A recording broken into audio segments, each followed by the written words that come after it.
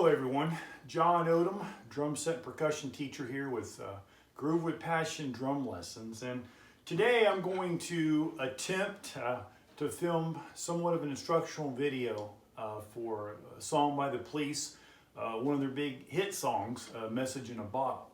One of my students is actually working on this song, and basically what he's been trying to do is come up with a way to play the song that might seem pretty straightforward, but actually the song was originally recorded back in 1979.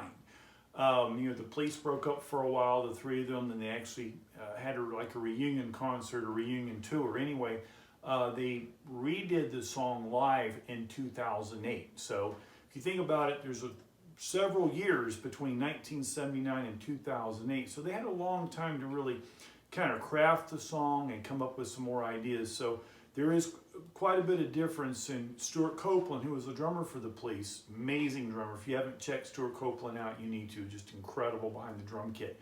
Anyway, they had a chance to actually kind of rethink how they did some of the parts. So there's quite a bit of difference in playing the song from the original studio version in 1979.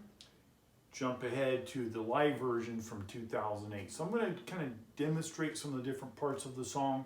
As I understand it, I'm not saying I play the song all that great. I'm sure there's a lot of drummers out there that can I'm sure can play the song way better than I can. But anyway, I can give it a go. So kind of this will be the intro. What I'm hearing on the intro is a cross stick sound.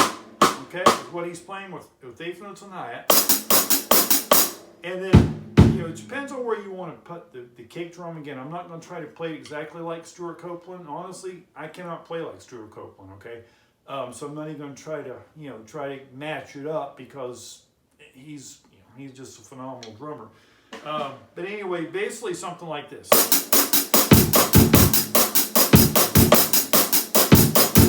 Something kind of along those lines. So give this a listen here.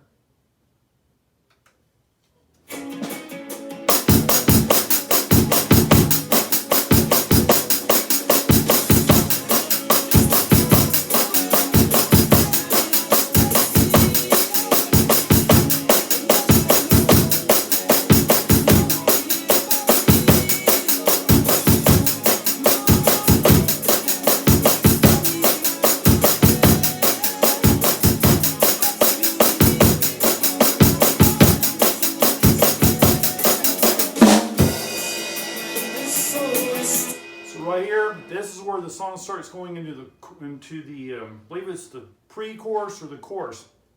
So your groove's going to change, and basically I'm just changing it to an eighth note groove. This song is pretty fast tempo. Okay, so that's one of the challenges with it, is trying to keep up with the tempo. So you switch to an eighth note groove here. You can. That just to drive the song forward, to give it some good energy. Okay, we'll back it up a little bit here.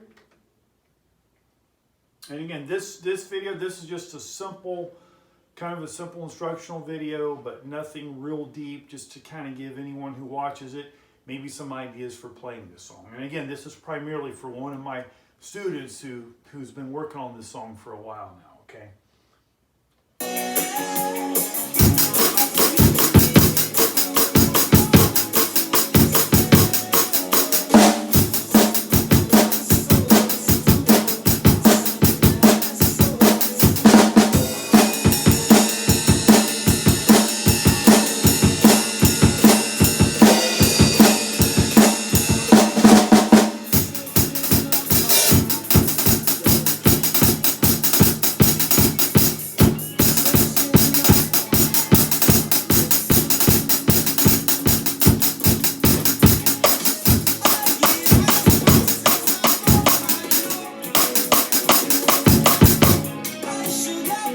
So actually this part changes. I made a mistake there. This is the studio version, by the way. Okay. So you can actually change. He comes to a part where he starts big drum on quarter notes, eighth notes on the hi-hat, and he starts throwing. And I believe those are on N4. 1 and 2 and 3. 1, 2 and 3. 1 and 2 and 3. notes on the hi-hat, quarter notes on the kick, and you're throwing in some 1 and 2 and 3, 1 and 2 and 3, 1 and 2, 1 and 2. And you can kind of decide how to move those around the toms, okay? So that can be a little bit of a challenge to play, especially when you're reaching across with your left hand, but it's a good warm-up, or it's a good idea to practice to be able to play that, okay? With those toms, you know, with the eighth notes, I mean, they do line up with your hi-hat, but it's a little different. Definitely going to take some coordination and some independence, limb independence to be able to play that. So I'm going to switch over for a moment to the live version, okay? With the live version, Stewart Copeland actually starts out with the verse instead of starting out, actually with the intro. They actually play a pretty long intro. He actually starts on the ride cymbal here. It's pretty energetic the way they do this intro.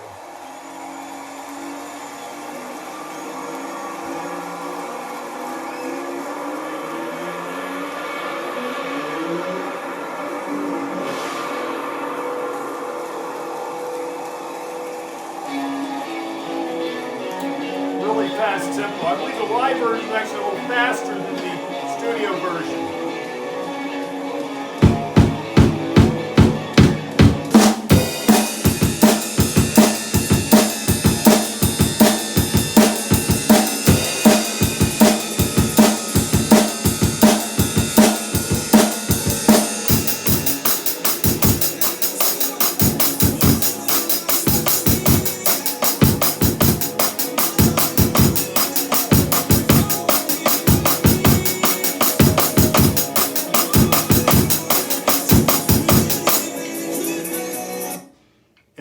He's playing some like 16 notes on the hi-hat. He's playing some cymbal hits, so he really gets involved. And again, he really, I would say, spices it up for the live version, which most bands do anyway, versus a recorded version, studio version, because you want a lot of energy when you're playing live. And Stewart Copeland certainly did this, so he did a great job of playing on this song. But anyway, I'm going to go back to the studio version for right now. And really kind of what my student is looking at doing, and anyone can do this who works on this song, is you can kind of come up even with a hybrid version or hybrid style. In other words, you can take some ideas from the studio version, take some ideas from the live version, all right, and kind of combine them together and then say, okay, well, this is how I want to play this song. Stewart Copeland, definitely a great drummer to learn from as far as being able to play. Trying to keep up with him, yeah, it's a tall order, but fun to try to do it though, right? Great challenge. So I'll go back to the studio version here for a moment, okay? Just kind of try to parallel the two versions here. Let's see where we were at. Okay.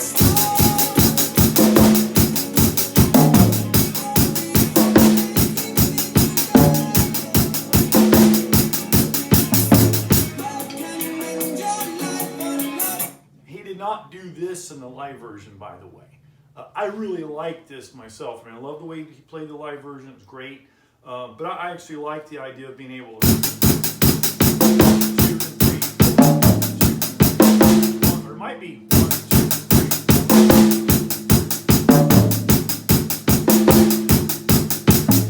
3. I like the idea of playing around the toms with the left hand. So that's again, it really fits the song. It really gives a cool groove idea there for verse 2. So anyway, let's keep going. It's really cool. I like that.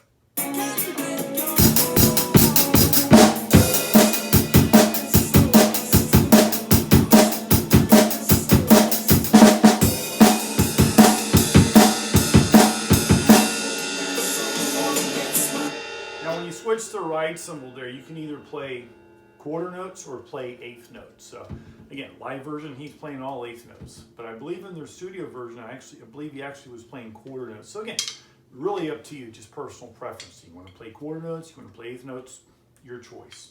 All right, let's keep going. I'll go ahead and play eighth notes for now.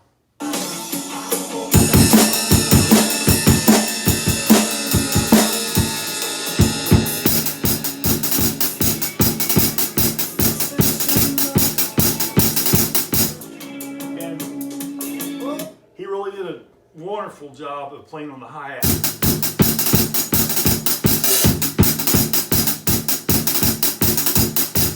I always advise my students to make sure they have a Evans real fill 12-inch Evans real fill practice pad, and to make sure they practice on it, practice their rudiments on it, because when you play ideas like this, when you're playing on the hi-hat like this, or moving quickly around the kit, or rolls on the snare, whichever, drag on the hi-hat, when you practice that on the practice pad, that helps you be able to do all that.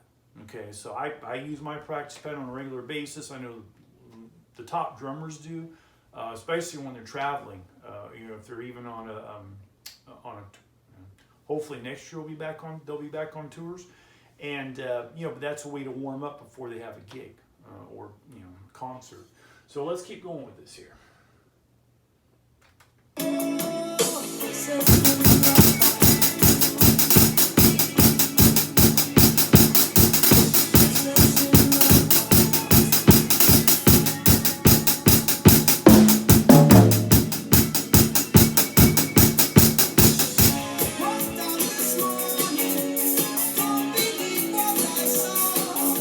So what I'm hearing for this, now this is the third verse, and I'm hearing, again, quarter notes on the bass drums. You just keep those quarter notes going.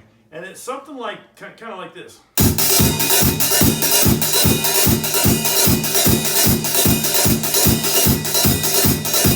Now, my kit's not going to sound anything like his, okay? He's got, he plays a Tama, I'm sure a high-end Tama kit.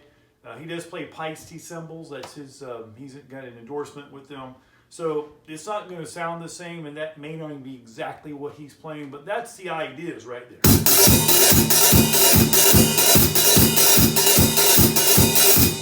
The stick pattern, almost like a horse running. And a 1 and a 2 and a 3 and a 4 and a 1 and a 2 and a 3 and a 4 and a 1 and a 2 and a 3 and a 4 with the quarter notes on the cake. You're just opening, closing the hi-hat with your left foot. And then.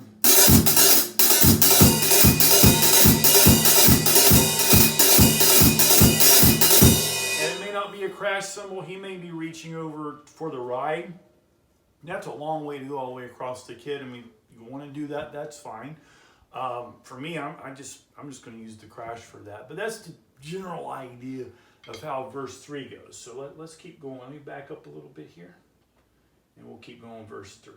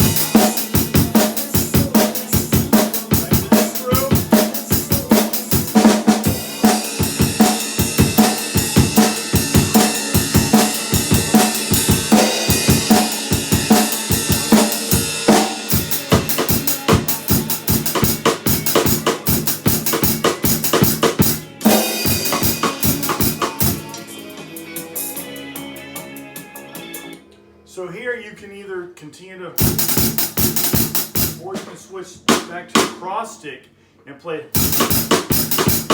between the cross stick and the hi-hat. Again, with the quarter notes, this song just keeps driving. The beat just keeps driving forward. That's just the way Stewart Copeland played it. So.